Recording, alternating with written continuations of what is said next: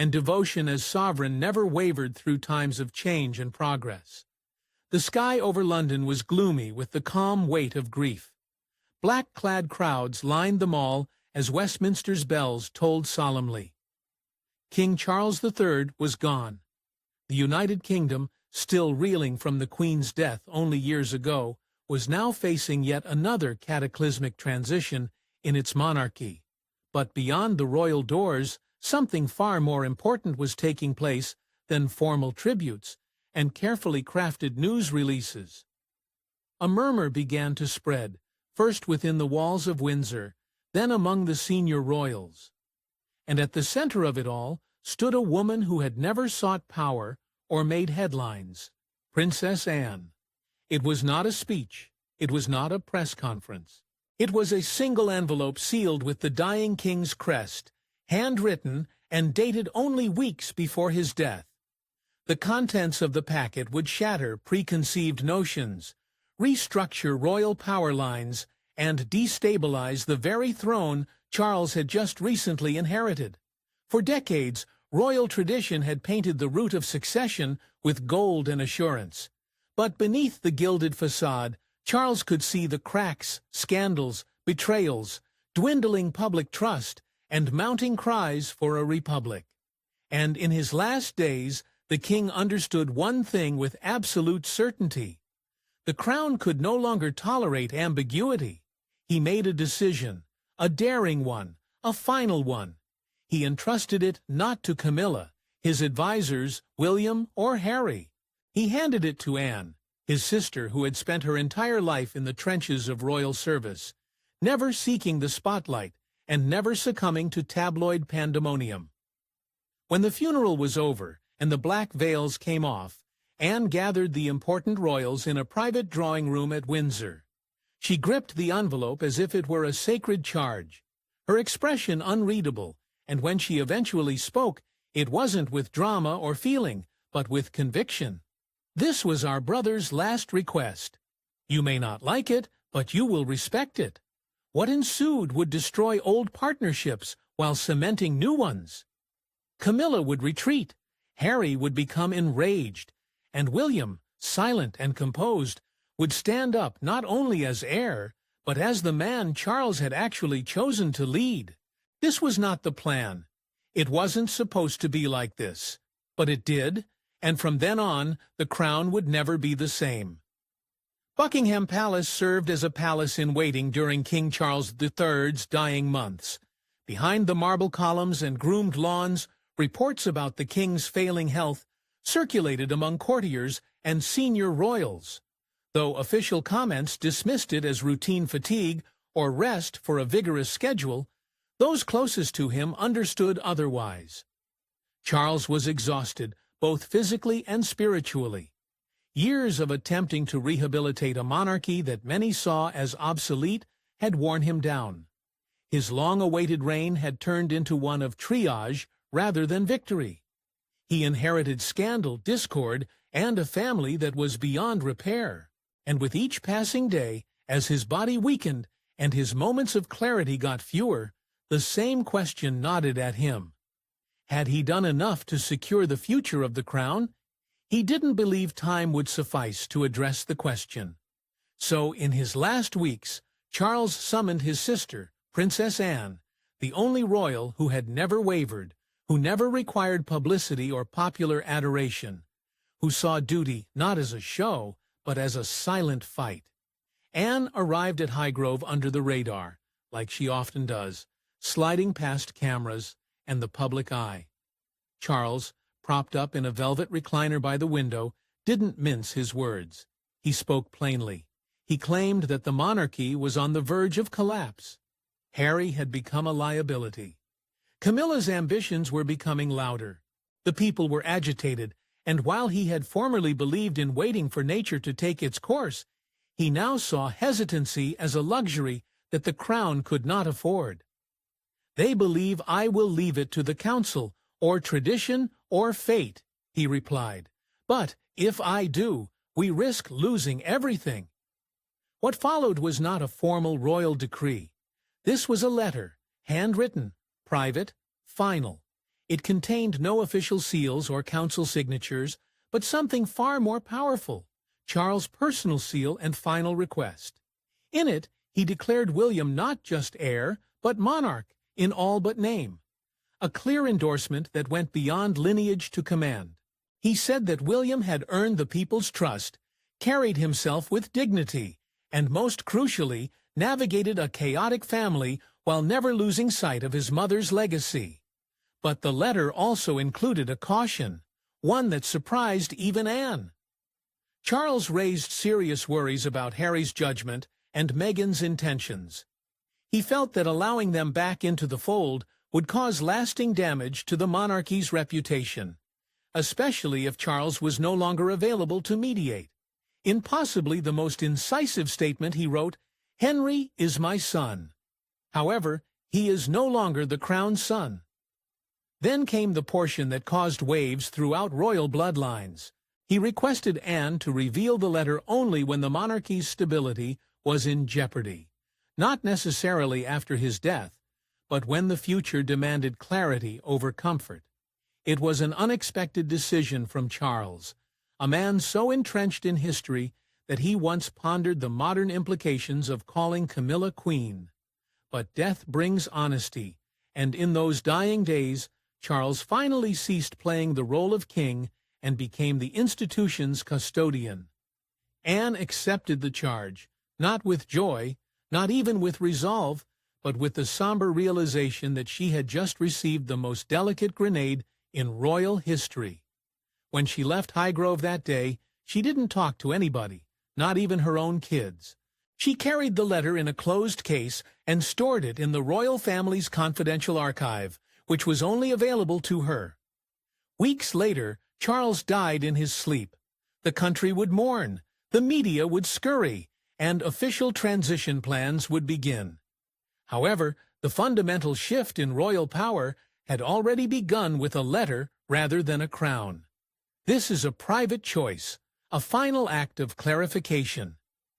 A dying monarch and his most trusted sister were the only ones who knew the truth. The funeral of King Charles III was a lesson in royal choreography, elegant, controlled, and full of meaning. Black jackets, bowed heads, and orchestrated sadness. But beneath the solemn faces and funeral marches, a storm was gathering.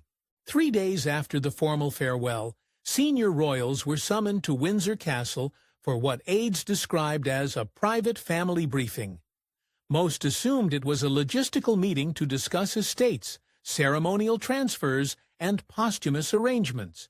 But when Princess Anne entered the room with a small crested envelope, everything changed.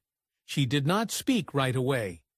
Prince William sat next to Kate and kept a close eye on her. Camilla arrived late, her face tense with annoyance. Prince Edward sat near the hearth, brow wrinkled. Harry is clearly absent. He had returned to California with Meghan the morning following the burial, claiming that space was needed. And perhaps, on some level, he knew what was coming. Anne held up the envelope. "Prior to his death, the king, our brother, personally sent me this letter. It isn't ceremonial, it's not legal, but this is his final wish, and I plan to respect it." The hush was sudden and terrible. As she unsealed the seal and began reading, the temperature in the room appeared to plummet. Charles's handwriting, even in his infirmity, conveyed a clear and unmistakable message. Prince William would take complete leadership of the monarchy's direction and obligations immediately. There will be no wait, no ambiguity.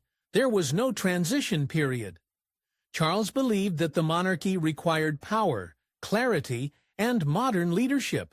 He stated that William exemplified the spirit of duty that once defined this institution, possibly a disguised reference to Diana's influence. But the letter contained more than praise. It included a caution. Charles stated that Harry had rejected the weight of the crown in pursuit of personal liberty.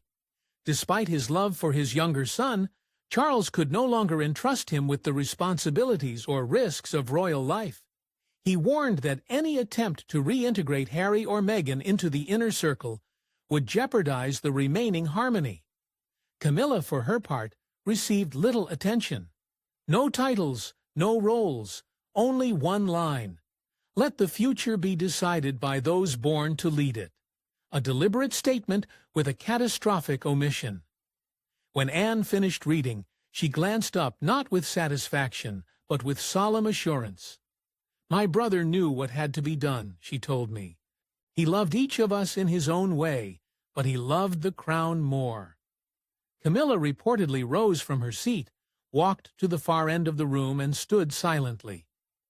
Edward appeared stunned, but did not respond. William, as silent as ever, nodded once. He did not look at anyone else. Just look at Anne, then look at Kate. There were no crowns or proclamations at that moment, but power had changed hands. Anne, once the most neglected royal, had just revealed the monarchy's most shocking truth. Not through ambition, not through drama. However, this is done on duty, the kind of obligation that would make her father proud. Only Charles understood the true meaning of loyalty. And now, as the world moved forward, it would do so under a new shadow. William's, not as heir apparent, but as the guy his father had chosen. If the royal family is a stronghold, Camilla has spent decades clawing her way in. From the dark beginnings of a contentious affair to eventually donning the crown as queen consort, hers was the most unlikely royal rise of the modern period. She had braved public hostility, Diana's ghost, and tabloid mocking to sit beside King Charles on the throne. But in one letter, everything she had fought for crashed under her feet. Camilla's carefully maintained composure shattered as Princess Anne concluded reciting Charles' final wish. Her lips stiffened. Her jaw was fixed. But her eyes, which had stared down both reporters and royals, conveyed the truth. She felt humiliated, and she was outraged. According to an insider during the meeting, Camilla mumbled almost to herself, "This was never supposed to be her throne." She, of course, is Kate Middleton. Although not specifically stated in Charles' letter, the implications were evident. William would take the lead. Catherine II would accompany him, not Camilla, not the woman who stood by Charles during his reign. Not the woman who believed she had paid the price for her position in the royal family.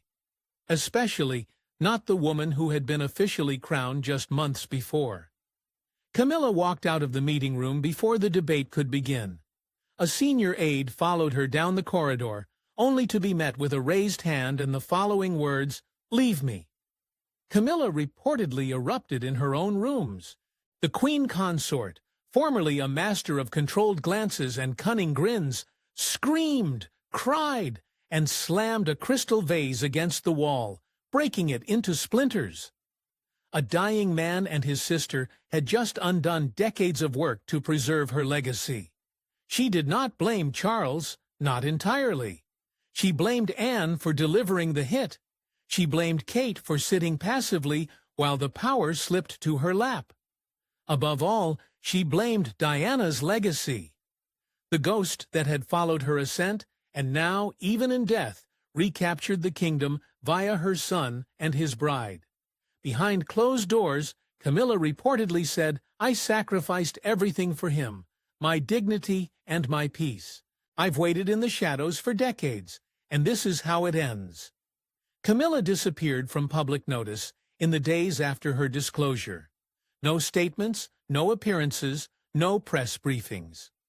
Royal aides informed the media that she was grieving privately, but some inside Clarence House knew otherwise. Camilla was not weeping for Charles. She was lamenting her power. For years she had walked a tightrope, portraying the faithful wife, the modern queen, and the grandmotherly figure in contrast to Meghan's disobedience. But behind the surface, Camilla had always desired more. Not only accepted, but enthroned. And for a moment it appeared like she had finally triumphed, until the king's final deed tore the crown from her head without touching it. Camilla's future is now uncertain, with William prepared to take the lead, and Kate gradually gaining public favor. She may still hold the title, but her power is ebbing quickly. Because when Charles chose Anne to speak his dying words, he did not simply leave a message. He drew a line, and on one side of the queue stood a woman who had been mistress, wife, and queen. But what about the opposite side? The future. Camilla wasn't in it. There were no gold thrones. There is no broadcast celebration. There is no sweeping orchestral score reverberating across Westminster Abbey. However, those who recognized true power were aware of what had occurred. Prince William had assumed the role of monarch, not with a crown on his head, but with the entire weight of a dying king's will lying on his shoulders. It was designed to be a silent coronation. Buckingham Palace was placed under lockdown in the days after Princess Anne's announcement. Behind the iron gates, talks were held at lightning speed. William, serene as ever, did not rush the transition, but neither did he postpone it. The monarchy, he realized, could not afford a power vacuum. Not now, not with the public watching and Camilla retreating. The Privy Council gathered in hushed chambers. Legal advisers examined the late king's desires. And while Charles's letter carried no legal weight, its political impact was apparent. The tone, the timing, the clarity. No one questioned the intention. The crown was no longer suspended over William's head. It had already been established there. According to sources close to the royal household, William immediately assumed charge of operations traditionally designated for the sovereign. He began signing documents with the quiet authority of a king in waiting who was no longer waiting, rather than as the Prince of Wales. He requested private briefings from military advisers, diplomats, and church authorities. Not for show, not for drama. His father, however, had left him to discreetly begin steering the ship. Perhaps most symbolically, he pulled Kate closer than ever before. For years, Catherine had portrayed the poised consort, the smiling supporter, and the queen of quiet elegance. However, in the days following Charles's death, something changed. Her appearances became fewer, but when she did appear, she was more regal than ever. Her posture is straighter. Her words are more measured. She was no longer preparing for her job. She was living it. Insiders say William held lengthy closed-door meetings with Anne, Edward, and even Princess Beatrice, forming a new royal inner circle hand-picked for devotion and stability. The emphasis was no longer on bloodline or pomp. It focused on repairing trust, modernizing leadership, and preserving the legacy that Charles had attempted but ultimately failed to establish. And Camilla? She was nowhere to be found. Though she held the title of Queen Consort, she was largely ignored. Her pleas for public appearances were quietly declined. Her advisers trimmed back. Those who had once sought her favor began to move their loyalties elsewhere. Because in the royal ecology, nothing shouts louder than quiet. And William's quiet was tremendous. Even the press, which is notorious for conjecture and scandal, took a cautious approach. There weren't any tabloids yelling King William just yet, but every headline, photo, and insider statement led to the same reality. The youngster who had previously marched behind his mother's coffin was now the one bringing the crown forward. Not just because Charles died, but Charles had chosen him. And in the palace's darkest hallways, where true power shifts are whispered, everyone knew the truth. This was not the start of William's reign. It was the continuation of Diana's legacy, which could only be fulfilled by her son. Without a crown, without a throne, but with command, clarity, and the quiet authority of a true ruler, they'd seen him grow up, awkward and heartbroken, marching slowly behind his mother's coffin, the weight of the world in his eyes. The public had mourned with him, aged alongside him, and wished for him. And today, as the nation digested the gentle tremor of King Charles's last wish, one sentiment resonated throughout social media, newspaper columns, and dinner tables. William is the king Diana raised. It was not a formal coronation, but it didn't have to be. From Birmingham streets to Brighton's cafes, from Scotland to Cornwall, Britain's sensed to shift. The monarchy had just been through a tumultuous decade with scandals, fractures, Meghan and Harry's departure, Andrew's humiliation, and Camilla's dubious reception. Many had begun to question if the institution was even worth saving. What about now? They saw hope, not in the throne, but in the guy standing next to it. When Princess Anne disclosed King Charles's final desire, it did not feel like favoritism. It felt like clarity. The people had long regarded Anne for her no-nonsense dedication to duty, so if she was the one delivering the word, it had to be real. The message was simple. William is in control of his future. Polls spiked virtually overnight. Public trust in the monarchy, which had been dangerously low throughout the latter years of Charles's reign, increased by about 20% in the first 72 hours after the letter was revealed. William and Kate were trending worldwide, with hashtags like Wine King William Now, Cha Diana's Legacy, and Cha Rightful Heir, taking over Twitter and TikTok. In interviews around the UK, senior citizens saw it as a full-circle moment. Younger generations, who had grown disillusioned with the crown, found themselves curiously sentimental. One popular video shows a Generation Z Londoner saying, "I do not even like the monarchy, but if anyone was going to restore meaning to it, it was William. He is not his father. He is his mother's son." That mattered. Diana was never really forgotten. In many respects, she remained more strong in memory than Charles had been in life. And now, her spirit, her compassion, sense of justice, and defiance of antiquated norms seemed to live on in the guy who wore her loss as armor. Not everyone rejoiced. Pro-Republic factions continued to agitate for the abolition of the monarchy. Camilla's decreasing number of followers screamed foul. Harry and Meghan's supporters alleged that William had stolen the crown through secret deals. However, their voices were drowned out by a far louder fact. William did not steal anything. He deserved it. By walking the line between tradition and change, by defending his family's honor while others went for the cameras, by serving without fanfare, speaking without scandal, and shouldering the emotional load that his father could never remove. He wasn't only the heir by blood, he was the heir spiritually. And now, with Princess Anne's support and the people's approval, he had become what the country urgently needed, an anchor amid a sea of royal instability. He did not beg for it. He did not force it. He was just chosen. By Charles, by Anne, by Britain. And at that silent coronation, amid all the anguish and fractured loyalties, one reality remained undeniable. Princess Diana's greatest legacy was wearing the crown. In the end, it wasn't a royal decree, a golden orb, or a big coronation that changed the course of the monarchy.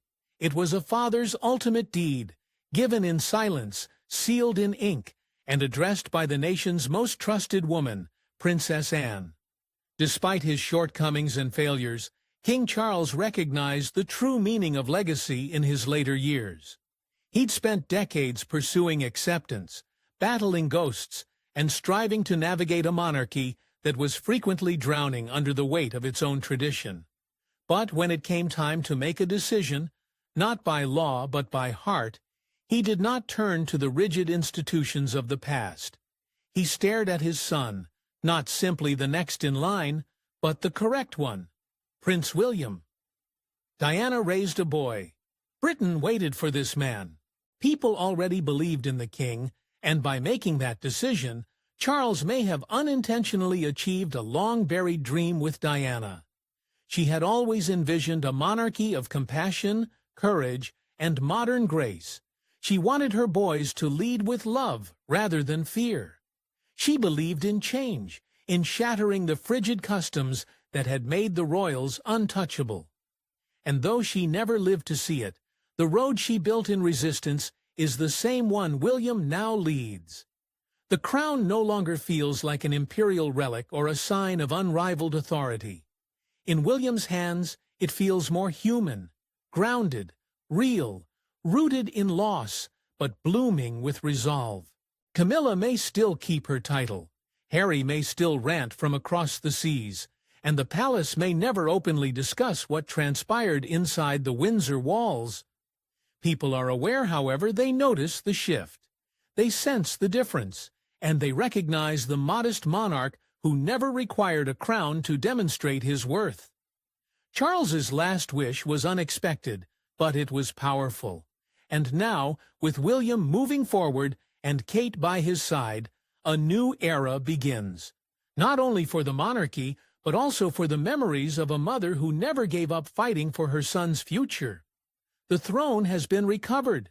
This time, it's about Diana's legacy,